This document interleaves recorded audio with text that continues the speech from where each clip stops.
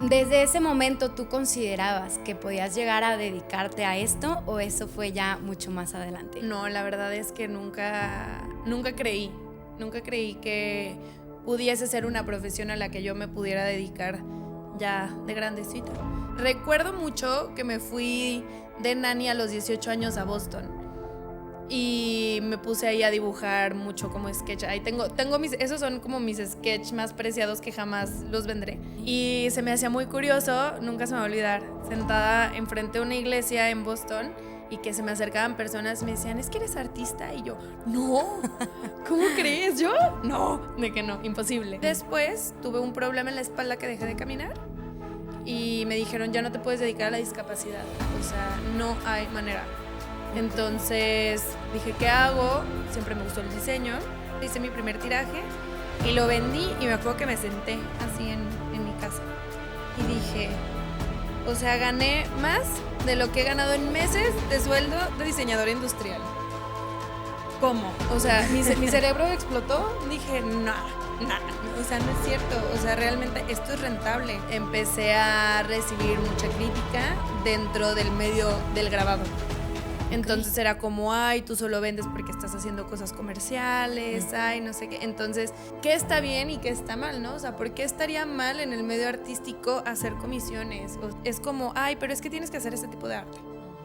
Y tenía yo gente que era muy linda y todo, pero de repente sí me decían, es que ya decídete qué quieres hacer. Y yo, es que quiero descubrirlo, ¿sabes? La Pod House, estudio creativo. Bienvenidas y bienvenidos a este espacio llamado Cabezas Creativas, en donde platicaremos con artistas y personas del gremio que se dedican a reinventarse, a caer, a levantarse y a volver a crear para poder seguir compartiendo arte. Mi nombre es Estefanía Novelo, yo soy arquitecta, artista y me considero una constante creadora de proyectos. El día de hoy vamos a presentarnos con Lope de Nava, que también es artista, es diseñadora industrial, licenciada por parte de la Universidad Autónoma de Guadalajara, y que el día de hoy, bueno, estoy súper contenta de tenerla como invitada porque tiene una historia muy interesante que además, bueno, ella viaja por el mundo, comparte su arte, da talleres, hace murales, hace grabado, se especializa especialmente en el grabado. Y pues el día de hoy la tenemos como invitada para que nos cuente cómo ha sido dedicarse a toda esta parte del arte, cómo ha sido la historia personal que ha tenido que atravesar, cómo se ha reinventado, cómo ha crecido, cómo ha seguido creando. Y pues bienvenida. Hola. Bienvenida. Me da Gracias. muchísimo gusto tenerte aquí. Venimos aquí a platicar sobre toda tu historia o parte de ella, ya que tenemos mucho detrás. Vamos a platicar un poco también de lo que es dedicarse al arte y especialmente a tu lado de la parte de grabadora. Uh-huh. Pero aparte a Lope de Nava le encanta viajar por el mundo. Tiene varias exposiciones en Ciudad de México y Guadalajara. Ha viajado a Nueva York, a Chile, bueno, ya nos contarás a qué más lugares, da talleres. Entonces, primeramente, para conocerte, me encantaría que nos platicaras quién es Lope de Nava, de dónde viene este impulso para dedicarte al arte. Bueno, Lope de Nava inició más que nada en los últimos 5 años aproximadamente, pero así es como el Lope de Nava, pero viene como Rebeca, la niña chiquita, que desde los 5, 6, 7 años siempre amaba el arte y era como su catarsis. Entonces, desde muy pequeña me gustaba muchísimo la pintura y más que nada hacer sketch de arquitectura. Nunca me imaginé estudiar arquitectura, la verdad no lo hice y nunca me pasó por la cabeza. Creo que hubiera sido una buena idea. Tú eres arquitecta, ¿verdad? Yo soy arquitecta, así es. Es una profesión que me encanta, pero me gusta mucho como admirar toda esta parte de la arquitectura a través del paso de los años. Entonces, no sé, cómo va cambiando posguerra y todos los materiales que se utilizan y todo eso, ¿no? Entonces ya desde chiquita me gustaba mucho la arquitectura. Me acuerdo que en mis paredes, mi mamá siempre me dejaba pintar las paredes. Entonces me acuerdo que yo diseñaba, como si fuera diseñadora de interiores, Así ponía de que en mi libretita contaba los cuadritos de mi piso y empezaba como a diseñar y pintar las paredes y todo, que flores. Una vez dibujé, me acuerdo, creo que Nueva York y luego París y todo el rollo, así, toda la vida. ¿Qué edad tenías en ese momento? O sea, que tú Uy. primero te acuerdes, que empieza todo este... No, yo creo que desde primero o segundo de primaria. Me acuerdo mucho que había una maestra que le decía a mi mamá de que, oye, es muy buena de que dibujando y copiando ciertas cosas y así. Pero como que siempre estuvo pues de hobby o clases extracurriculares, que plastilina, el Bob Esponja. Estuvo ahí presente desde chica. Sí. ¿Desde ese momento tú considerabas que podías llegar a dedicarte a esto o eso fue ya mucho más adelante? No, la verdad es que nunca creí que pudiese ser una profesión a la que yo me pudiera dedicar ya de grandecita. Ya de más De más madura. grandecita. Sí. No, o sea, realmente como que sí. Recuerdo mucho que me fui de nani a los 18 años a Boston. Y me puse ahí a dibujar mucho como sketch. Ahí tengo esos son como mis sketch más preciados que jamás los vendré. Okay. Y son de arquitectura de Nueva York y de Boston del año que vivía allá, que eso fue en 2012. Okay. Y se me hacía muy curioso, nunca se me va a olvidar, sentada enfrente de una iglesia en Boston y que se me acercaban personas y me decían, ¿es que eres artista? Y yo, no, ¿cómo crees? ¿Yo? No, de que no, imposible, o sea, no hay manera. Pero me gustaba y me acuerdo que yo ahí siempre he sido de escribir también, entonces me escribo mucho a mí misma y a mi futuro y todo, y siempre decía, estaría increíble poder viajar por el mundo, compartir lo que más amo, disfrutarlo, porque me relaja, o sea, es como, realmente es un estilo de vida que ya llegaremos más al rato, te puede llegar a estresar en algún momento, pero cuando empiezo a hacerlo me desestreso. Claro. A ver, y si yo me remonto como a esta parte en donde dices, ok, sí me voy a dedicar a ser artista, tú estudias diseño industrial, pensando en qué específicamente cuando dices, me voy a meter a esta carrera. Es que hay un gap de años ahí. Ok. O sea, cuando yo regresé de mi año sabático, eso creo que no lo sabes. A ver, no muchas personas lo saben. Cuéntanos. Pero yo estudié psicología Okay. porque yo quería ser arteterapeuta. Entonces, yo me dediqué años a la discapacidad, trabajé de terapeuta de niños con autismo durante varios años y me gusta mucho la intervención del arte para sanar, ¿no? Siempre lo he mencionado de esa manera, que el arte nos sana, nos libera de muchas cosas. Entonces, ahí está ese punto que quiero tener en algún futuro. Mira, en eso coincidimos. Regresar, sí, a la arte terapia. Sí. Entonces, la verdad es muy lindo. Entonces, no terminé la carrera de psicología, pero ya iba encaminada a eso. Y después tuve un problema en la espalda que dejé de caminar y me dijeron, ya no te puedes dedicar a la discapacidad. O sea, no hay manera. Entonces, dije, ¿qué hago? Siempre me gustó el diseño. Y me acuerdo que vi la carrera de artes plásticas y vi la de diseño industrial. Y yo dije, ¿a cuál me voy? ¿A cuál me voy? Y me fui por diseño industrial, porque también siempre he sido la niña que vende cosas desde que tiene 3 años. Emprendedora. O sea, sí. Pero, ¿por qué no te podías seguir dedicando al tema de la discapacidad?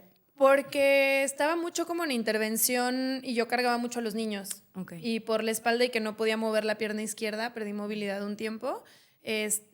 Muchos doctores me dijeron, tú tienes una espalda de una persona de 70 años, así que si quieres tener una vida lo más normal posible, tienes que cuidarte muchísimo. No puedes hacer tanto y tienes esfuerzo. que, sí, Y de dejar todas ese sueño. formas, como dirían mis papás, eres pata de chucho. Sí. Ya solo hay que hacer ejercicio ya. Entonces, decides diseño industrial. Ajá. Y una vez que entras a esa carrera, ¿qué sucede? Me acuerdo que yo quería tomar la clase de joyería y darme de baja. Okay. Ese era todo el objetivo. Y tuve como entré en semestres como distintos.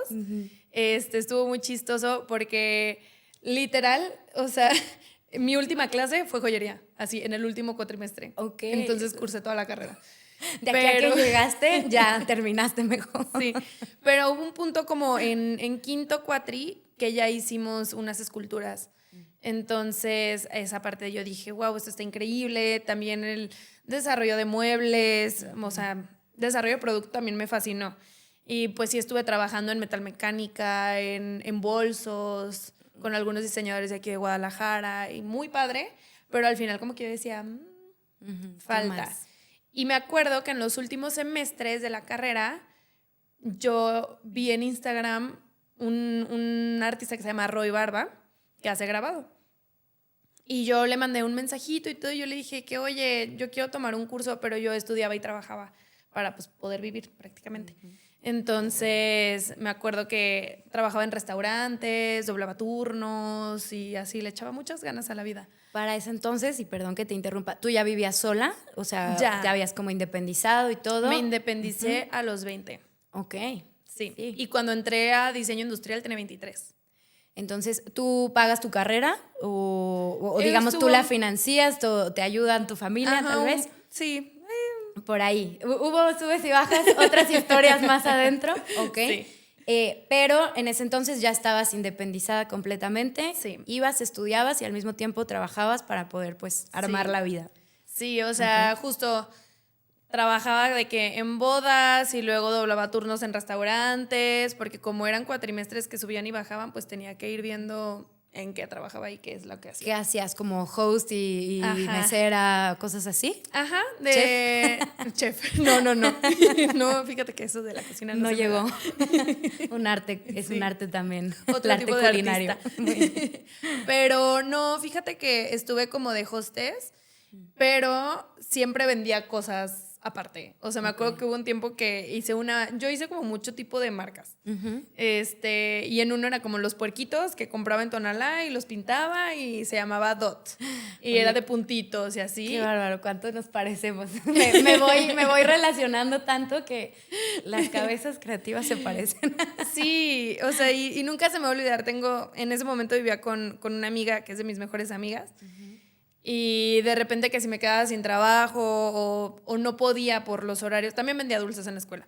Literal. Sí, muy bien. Uno tiene que ver hay que cómo le hace. agarrar de todo lo que puedas para Y dedicarte me a acuerdo lo que me dijo, quieres. yo me preocupo de todos menos de ti. Porque tú agarras una piedra, la pintas y la vendes. Y yo, ella sabe cosas. Sí. Sí, sabe cosas. Entonces también el arte de vender, que también es todo un tema, se tiene que desarrollar cuando estás buscando, bueno, dedicarte casi a cualquier cosa, pero especialmente en el mundo del arte es muy importante. Y sientes entonces que con esta parte de saber vender, como que es un talento con el que creces, naces casi o se desarrolla ya después.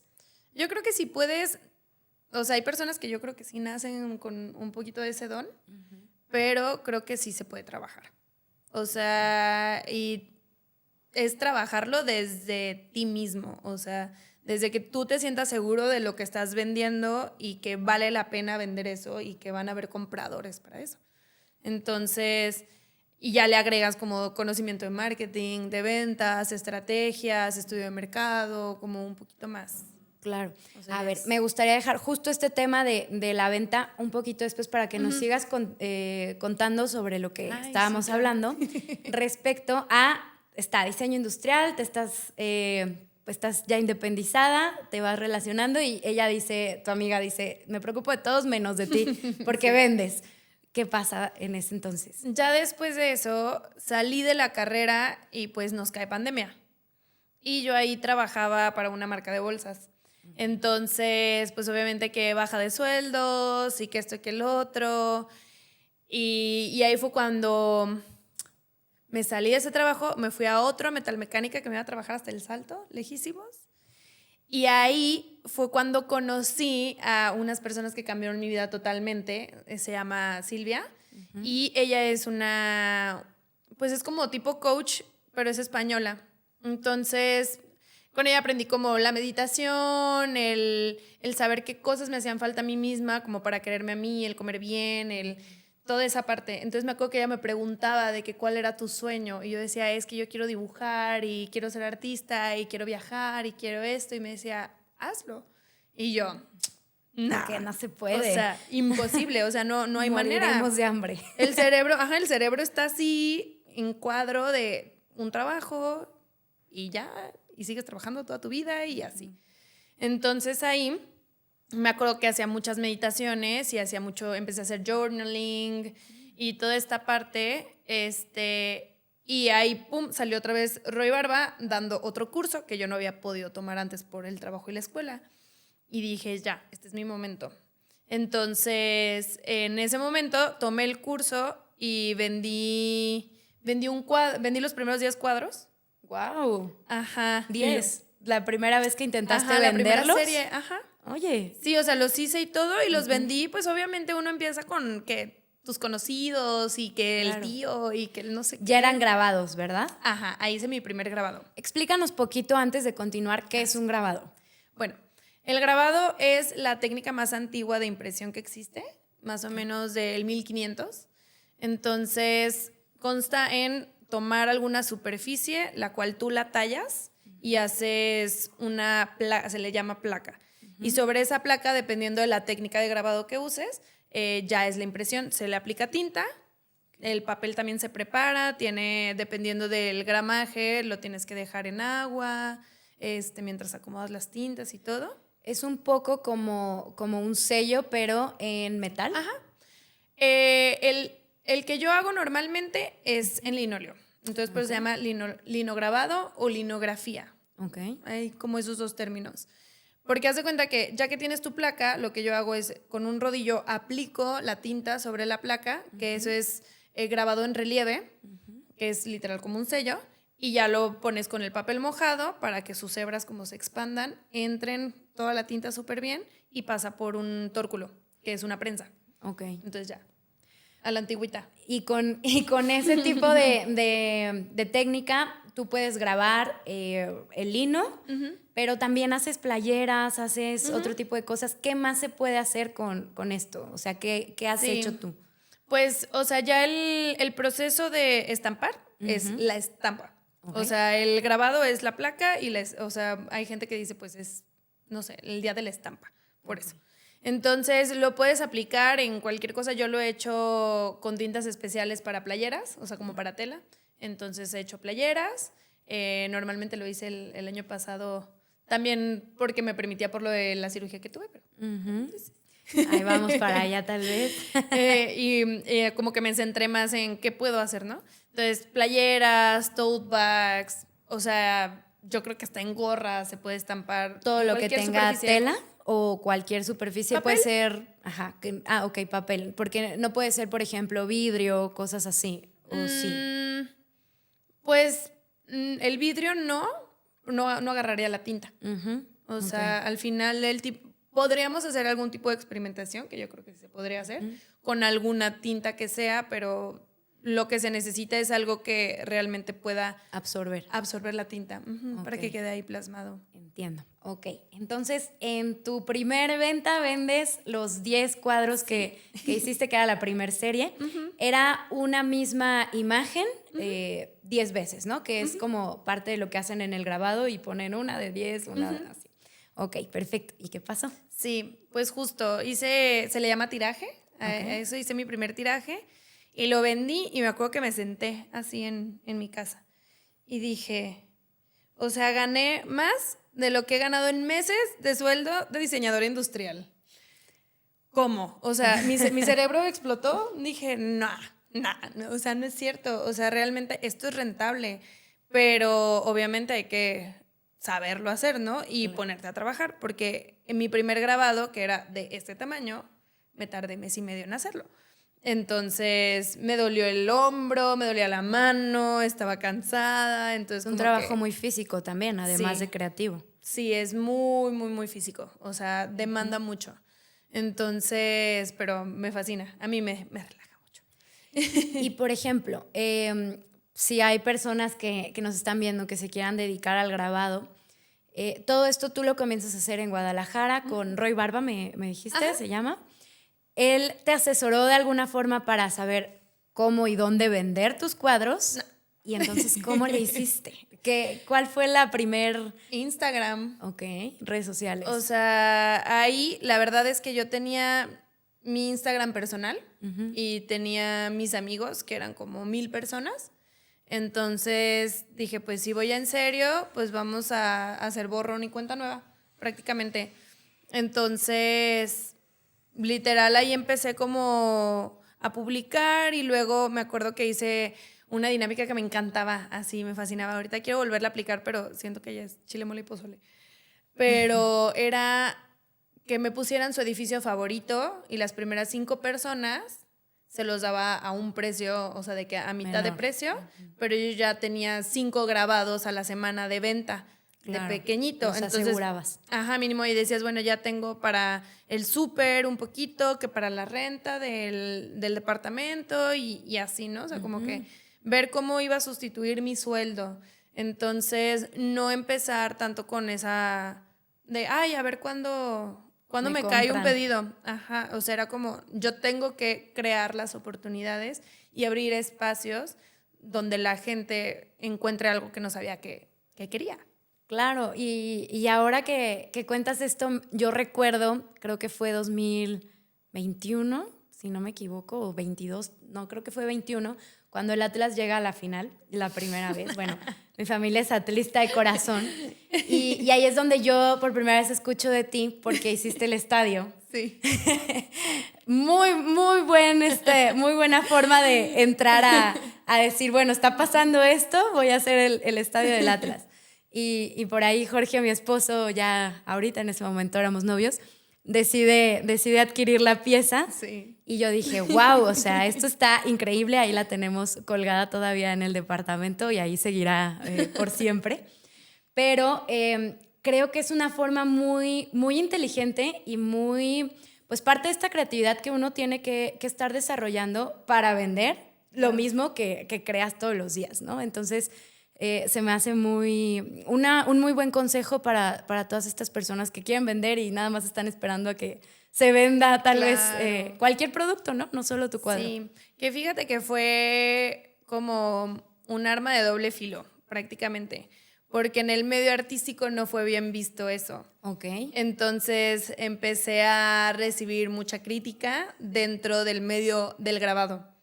Okay. Entonces era como, ay, tú solo vendes porque estás haciendo cosas comerciales, ay, no sé qué. Entonces, digo, creo que eso ha sido el camino de todos estos años en qué está bien y qué está mal, ¿no? O sea, ¿por qué estaría mal en el medio artístico hacer comisiones? O sea, ¿por qué estaría mal hacer cosas comerciales? Entonces, que yo digo, soy como mi propia sugar daddy, así digo, ¿no? De que, pues de mis comisiones y de todo este tipo de cosas que puedo decir, bueno, la gente va a comprar cosas de la Fórmula 1, que lo hice, ¿no? Pues sí, voy a hacer el de Checo Pérez, está muy padre, creo que les va a gustar, aprecian la pieza, y funciona, y yo ahí digo, de ese dinero voy a fondear una exposición mía para hablar de otros temas, o de cosas ya personales, o cosas así.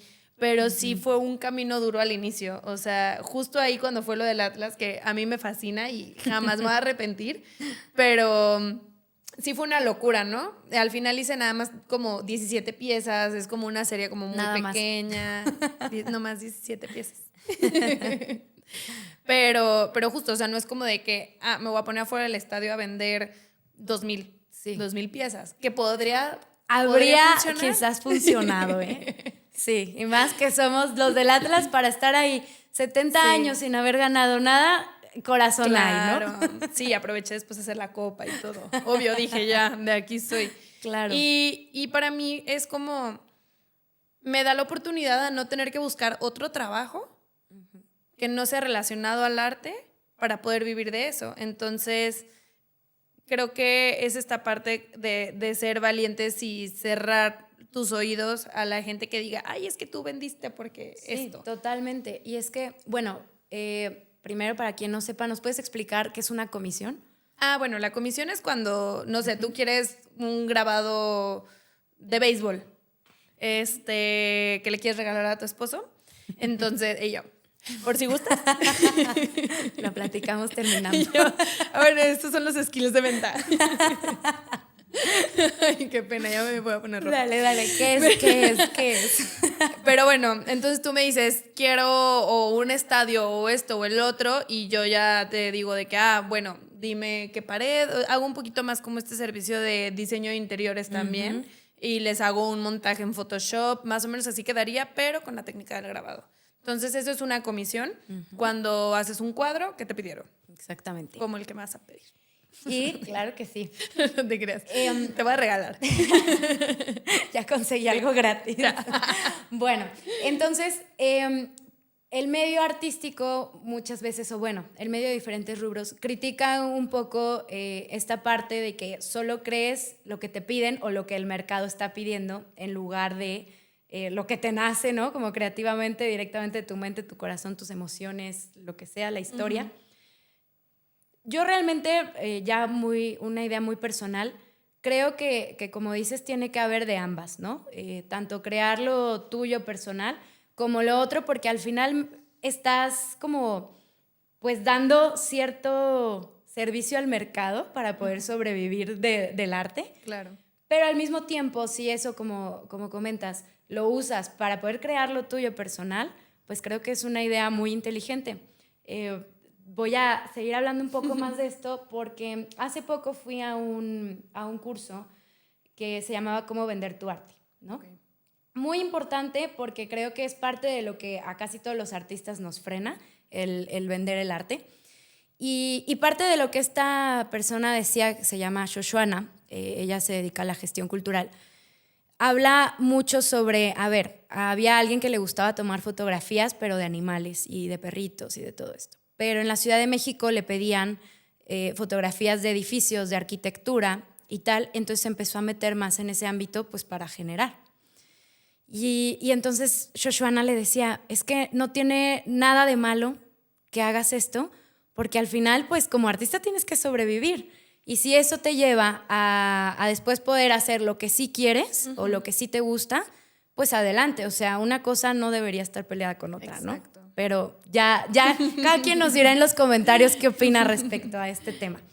Sí. Entonces, bueno, pasa todo esto de la venta, haces varias piezas, ya nos saltamos hasta el 2021 con todo lo del Atlas, sí, pero más o menos ahí ya ibas empezando todo esto de vender sí, y crear.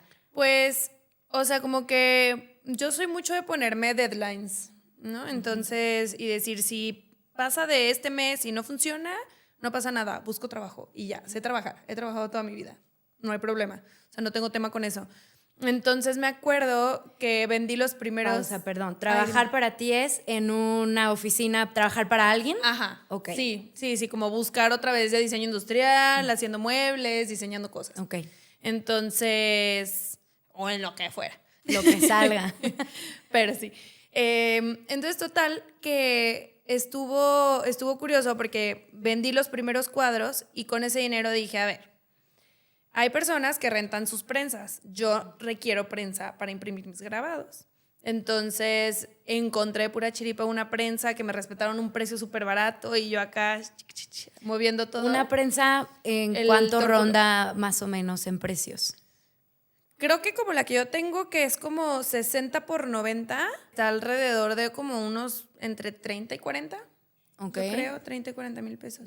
Sí. Que si estás emprendiendo y tan joven, también no es algo como tan fácil de adquirir, ¿no? Ajá. Okay. Sí la agarré más barata, pero literal, por eso agarré el dinero de los primeros cuadros y dije, con permiso, o sea, yo no voy a tocar este dinero para nada. Entonces dije, a ver, ¿cómo puede funcionar? ¿Qué planes puedo hacer yo para que funcione esto?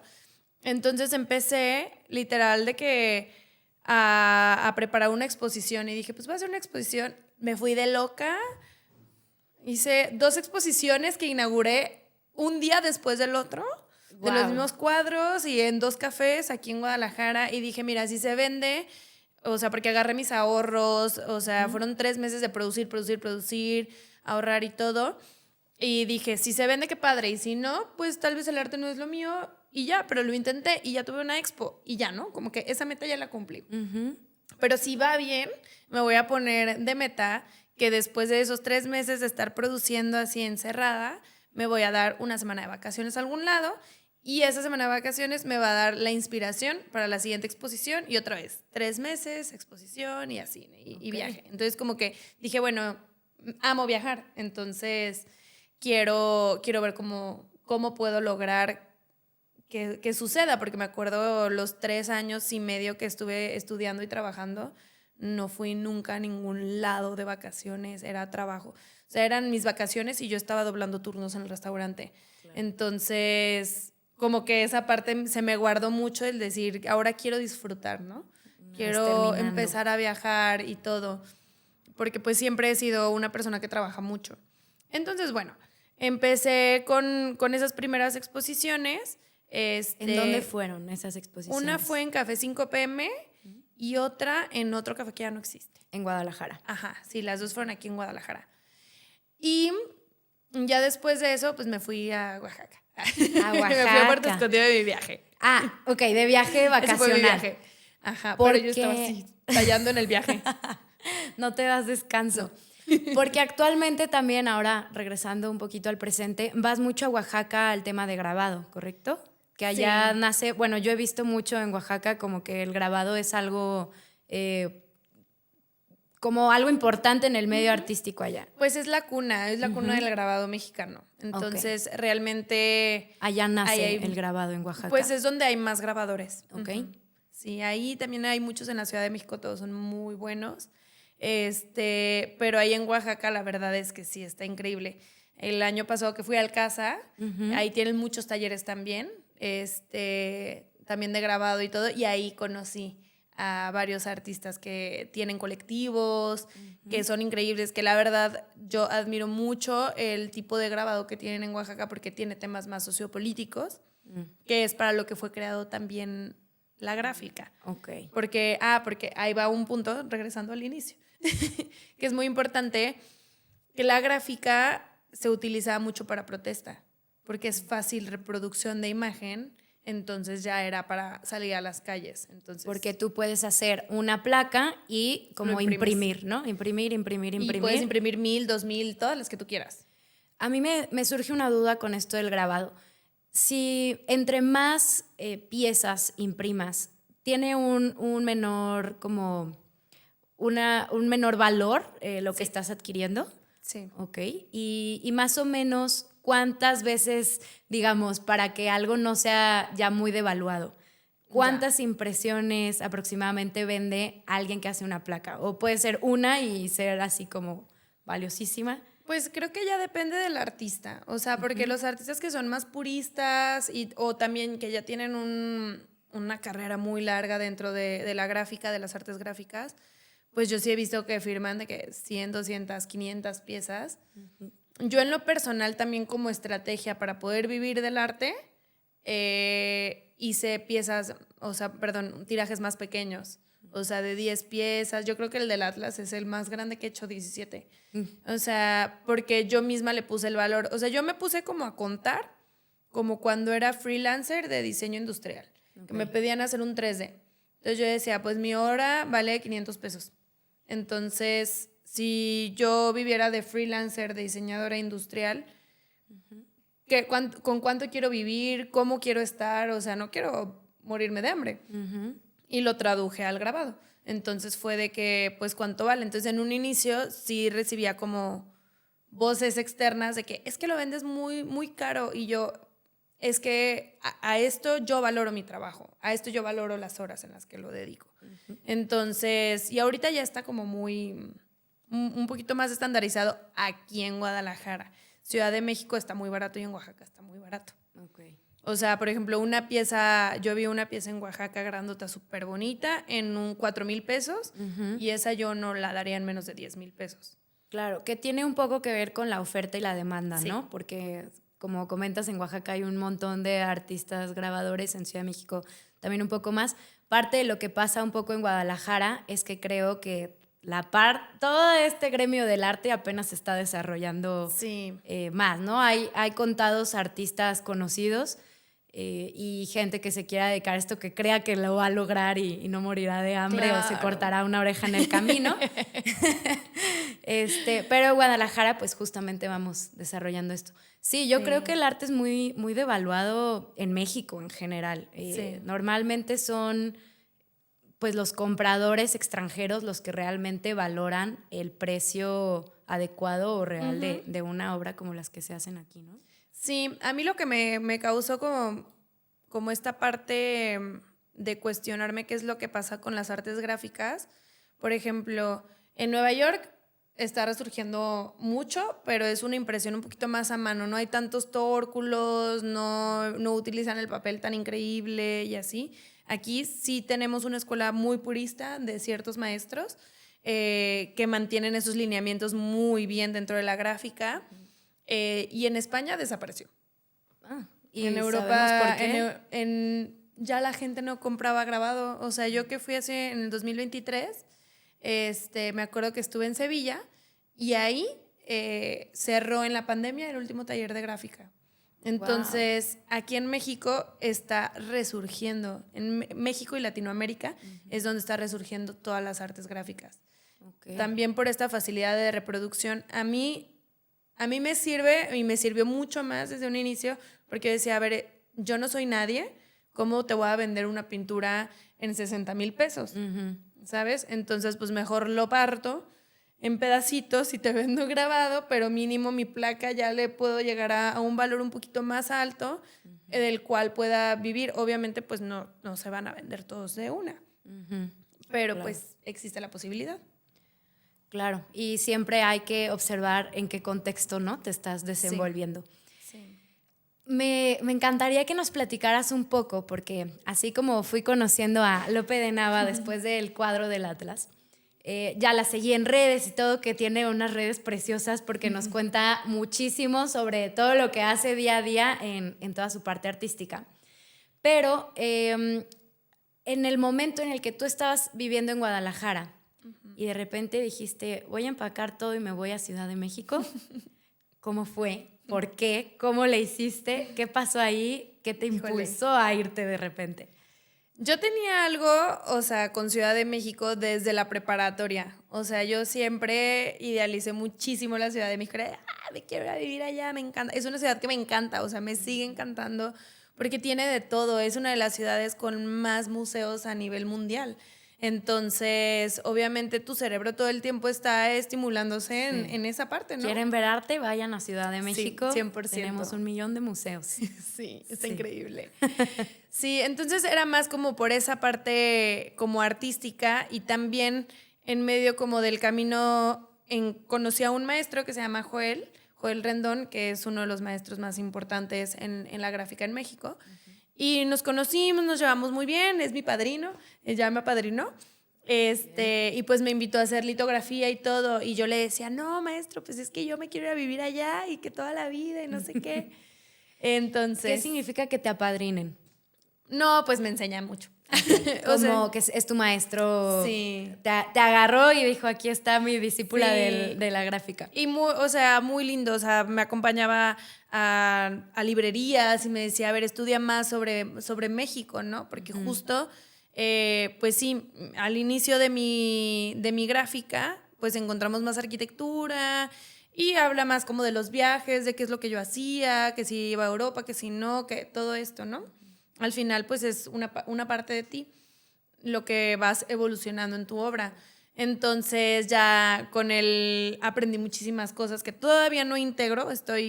Ahorita estoy integrando lo del 2023 de Andalucía, que ya eso estuvo en la exposición pasada. Es que así va saliendo, ¿no? Sí. Son muchas vivencias y uno tiene que ir sacando y sacando poco a poco. Sí, entonces ahorita pues también va a salir como lo de Chile, pero al mismo tiempo estoy estudiando. O sea, tengo todos los libros que el maestro me pasó y así.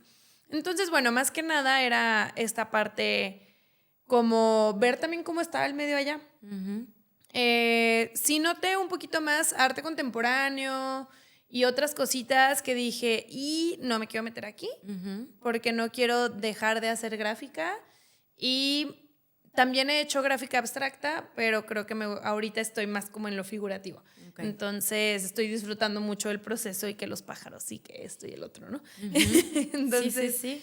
Pues más que nada fue este proceso de ir para allá, pero fue un baldazo también de agua fría de lo que es la gran ciudad. Sí, es que muchos creemos, contexto, yo también ya vivo en Ciudad de México Y muchos creemos que en Guadalajara estamos en una ciudad, ¿no? Y nada más te mudas a otra.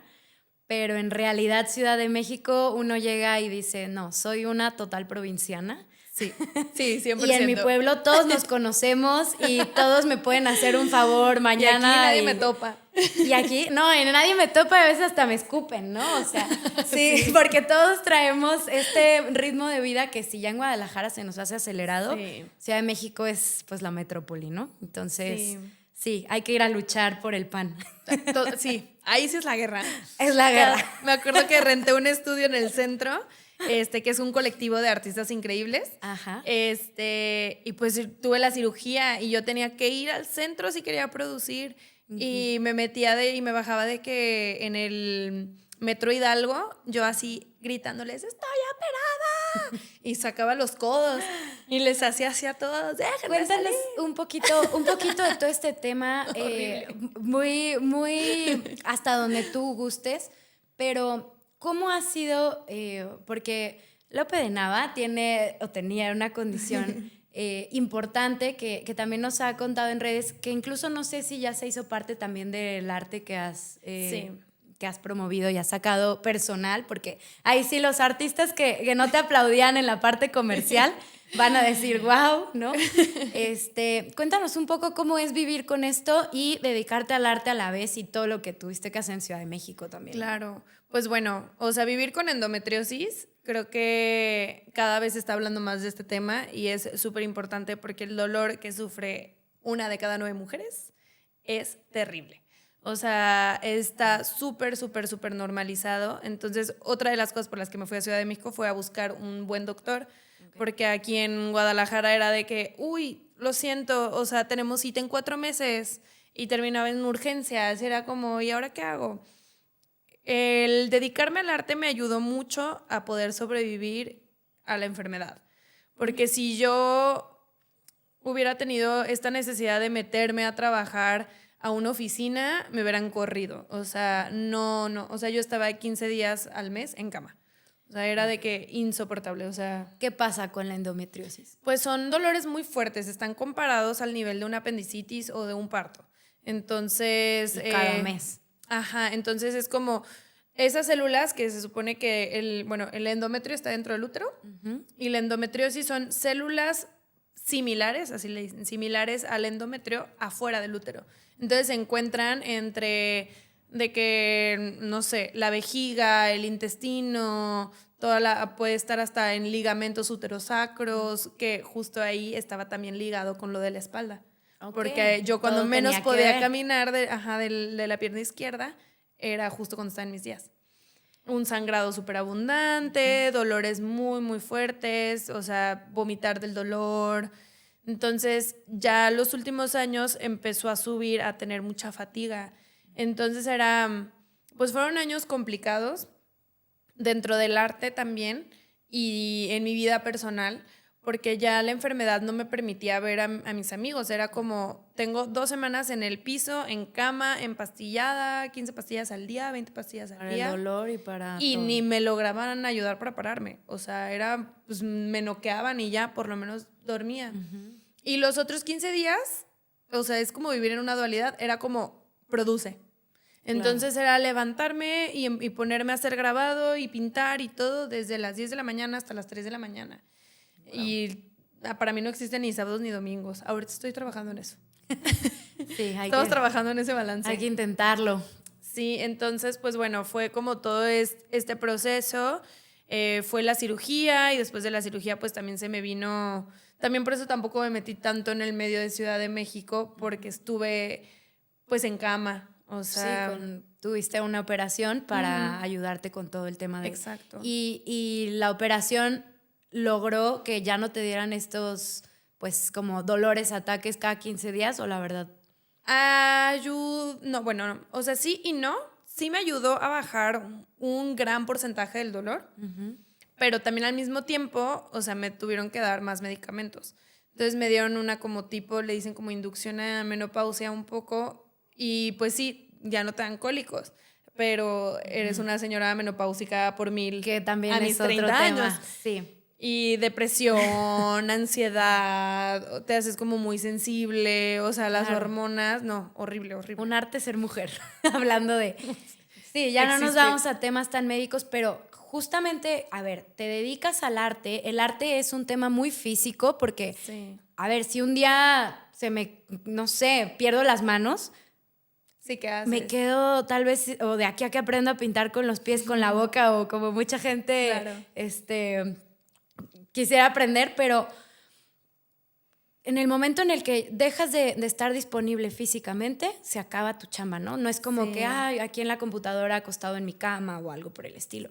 Sí. Entonces, se me hace algo admirable y muy importante el hecho de que hayas seguido. Ahora, claro que se requiere una pausa, ¿no? Claro. ¿Qué hiciste en ese aspecto? O sea, ya llegaste a Ciudad de México, fue la operación, seguiste trabajando, te inducen a esta parte de como menopausia. Todas estas emociones, todo, ¿cómo lidiaste con eso allá? No sé. Yo creo que ya lo tengo bloqueado. Y es válido. No, ya está saliendo en obra. O sea, ahorita ya estoy como escribiendo y estoy viendo como bien cómo organizar como todas esas cosas. Y el otro día pues hice, pues la última obra que hice habla de eso. De hecho, es la de los pájaros. Y ahí tengo un video que no he subido explicando. ¿Ya hiciste exposición de esa? No, lo mandé para la Bienal de Taqueda. Esperemos quedar. Sí, por eso me fui a Oaxaca hace como 3 días. Ok. Entonces, bueno, total que en esa obra, como por primera vez en la vida, me abro, porque para mí ha sido muy, muy difícil y creo que eso es algo que siempre he dicho, porque hacer arte no es como dedicarte a hacer un mueble. Totalmente. ¿Sabes? Yo decía, una vez expuse un mueble, ¿no? Y lo expuse allá en Ciudad de México y todo. Entonces, me acuerdo que pues es esa parte de que te sientes orgullosa y que tu mueble y que está increíble y que se ve divino y no sé, lo que sea. Y ya, ¿no? La gente te abraza, te felicita y adiós. Pero que tú hagas una obra donde tú te expongas tus sentimientos, o sea, por eso dejé de hacer exposiciones durante un gran tiempo. Estuve como 1 año y medio sin querer hacer exposiciones porque me rompí por dentro. Fue cuando me corté el cabello súper chiquito. Fue como una catarsis. Sí, o sea, era como una lucha de ciertas voces que decían de que es que tú solo vendes porque eres bonita, es que tú esto, y pum, me corté el cabello, así como de que para que vean que vendo, porque sé vender y porque les gusta lo que hago. Me volví loca, Ya estamos como el cabello refleja muchas veces, ¿no? Sí. Especialmente, digo, no sé si a los hombres les pase eso. Yo que habito el cuerpo de mujer, es como pasa algo cabello. Sí, totalmente. Sí, o sea, me rebané todo y fue como construirme otra vez yo, ¿no? Y creo que eso se ve reflejado como en mi proceso artístico, que me gusta, porque también me pasaba mucho no sé, te juntas como con cierto grupito del arte y es como, pero es que tienes que hacer este tipo de arte.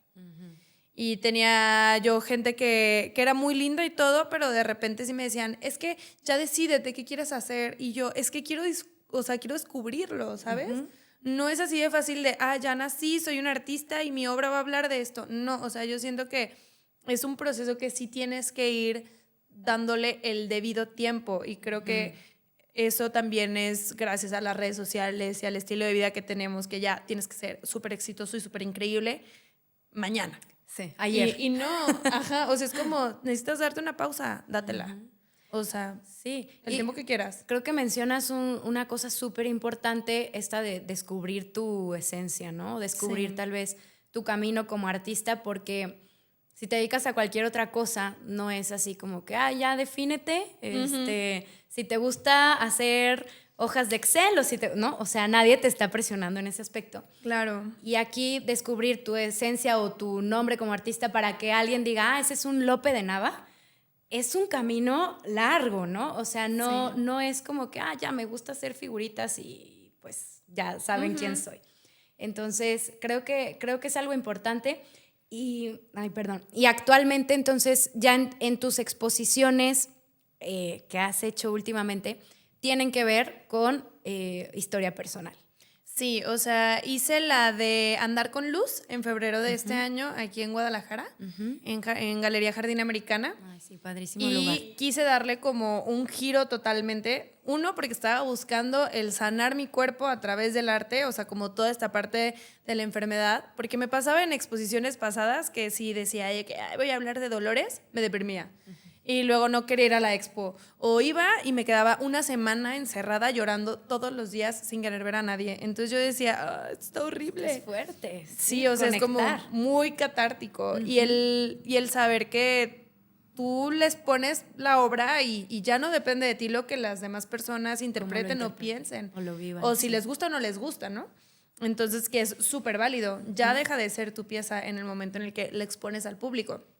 Entonces, esa exposición era un agradecimiento a todas esas personas que habían sido luz en mi vida. Por eso era Andar con Luz. Y también se remonta un poquito a todo esto de un viaje que tuve en el 2023, que me fui también como unos 3 meses, y estuve en Andalucía en búsqueda de mis raíces, porque de allá viene mi familia, de parte de mi papá. Y de allá vienen los Lope de Nava. Y es que no te conté lo de Lope de Nava. Vamos a hacer un Después. segundo capítulo, ya verán. Sí, viene pronto. Sí. Entonces, el Lope de Nava viene de allá. Entonces, esta parte como de agradecerles a todo viene de la geometría sagrada islámica, que a mí lo que me impresionaba era estar como en el Alhambra y ver que no había una firma de un artista, de todas las personas que tallaron esas paredes y esos palacios, que yo decía, ¿qué? Sí. Y eso era un agradecimiento a Dios. Entonces lo que yo quise hacer fue también por medio del tallado del grabado, agradecerle a Dios porque estaba sintiéndome mejor, a esas personas que yo tenía gente que tenía 15 años sin verlas. Entonces para mí era algo como muy importante, porque también tenía yo unos temas con Guadalajara de que no voy a regresar nunca. Y ahora estamos y aquí. adiós, mis cuernos, y ya volví. Y ya regresé el mismo año. Entonces, bueno, así la vida, ¿no? Y total que de eso era esa exposición. Y fue muy linda porque fueron realmente personas que quiero y que he querido, y era como este nuevo paso a qué es lo nuevo que trae Lope de Nava para compartir. Entonces ya, con todos esos procesos internos y externos de descubrimiento, siento que ahora ya estoy aterrizando después de casi 5 años, que es ese nuevo lenguaje que en un futuro puede volver a cambiar. Claro, porque estamos en constante cambio creativo y Sí. Y quienes no se dedican a esto, que de todas formas les gusta consumir arte, hay que entender que el artista es humano y que está en constante cambio, y que tal vez lo que hacía ayer ya se acabó, ya le aburrió, ya cambió, ya es otra persona porque evolucionamos, y el arte cambia con uno, ¿no? Sí. Y actualmente, ¿en qué estás? Cuéntanos qué es lo que viene. Pues justo también es como del descubrimiento un poquito más hacia la naturaleza y conectar con toda esta parte del viaje que tuve a Chile, que fueron 3 meses, y de una sanación que tuve también, que ya también se las platico después, que ya estoy bien de mi cuerpo, que ya me siento muchísimo mejor, y ahora es un arte un poquito más tranquilo. Me di cuenta que mis piezas anteriores se basaban de mis hormonas también. Okay. Entonces como que hubo un punto en el que ya me empecé a sentir mejor y dije, ay, ya no tengo ganas de crear. Ya me Necesito relajé. mis hormonas. Y ya, entonces como que ahora es aprender a trabajar en calma, porque antes trabajaba así, de que, hoy me siento bien, hoy produzco, mañana voy a estar en cama. Entonces ahora sigo como que en un proceso de cambio, ¿no? Entonces estoy metiendo un poquito más naturaleza, las golondrinas que siempre me han gustado. Los listones que trabajé, por ejemplo, en esta última pieza, pues también tienen que ver, está hilado con una pieza que hice en metal también como 2022. Entonces, que son piezas muy personales que normalmente no las saco mucho, pues. Okay. Entonces, pero pues ahí voy. Pero un poquito más de naturaleza. Actualmente, estas piezas que comentas, ¿las compartiste en redes? ¿Las podemos ver en alguna parte? Sí. De hecho, es el último reel que subí en mi red social. Y estoy empezando a subir como un poquito de esa serie, y voy a subir lo de la exposición de febrero porque no la he subido. Ya la esperamos. Está increíble. Sí, un poquito para que vean de qué era. Perfecto.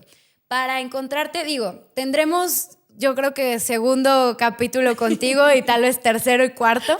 Escríbanos en los comentarios qué más quieren saber de Lope de Nava. Pero, ¿cómo te encontramos en redes para ir viendo un poco de todo lo que nos contaste en este momento? Y yo. Bueno, en redes sociales, en Instagram me pueden encontrar como arte-lope de Nava y en TikTok también, arte-lope de Nava. Y ya, si quieren alguna comisión o algo así, puede ser también en art.lopedenava@gmail.com. Perfecto. Entonces, ahí la encontramos. Por favor, escríbanos en los comentarios qué más quieren saber sobre ella, sobre el arte, sobre cosas que les hayan quedado en dudas, porque creo que tenemos mucho jugo que sacar de todas estas historias y a veces el tiempo no nos es suficiente. Sí. Pero para que ya vengamos preparados para una siguiente ocasión. Y bueno, pues agradecerte 1,000,000 porque de verdad creo que al final de cuentas, con todo y lo ocupadísima que estás todo el tiempo y que viajas a todos lados y que das talleres y que haces murales y todo el rollo, accediste a venir aquí. Gracias. Y te lo agradezco de todo corazón porque, bueno, de artista a artista sabemos lo que es esta parte de emprendimiento y yo espero tenerte aquí muchas veces más. Ojalá podamos seguir platicando. Hacemos un grabadito en una. Sí, y pues para encargarte por ahí mi pieza de béisbol. Que ya y yo quedamos. No te lo voy a regalar, sí, claro que sí, no te preocupes. No, regalada no. No, se aprecia el arte. No malbaraten su arte, importante, porque cuando alguien malbarata el arte, perdemos todos. Sí. Entonces, muchas gracias por el espacio y qué gusto platicar contigo. Muchas gracias a ti. Y vernos otra vez. Sí. Ya que no se nos hizo nunca en Ciudad de México. No se puede, pero bueno, gracias y nos vemos.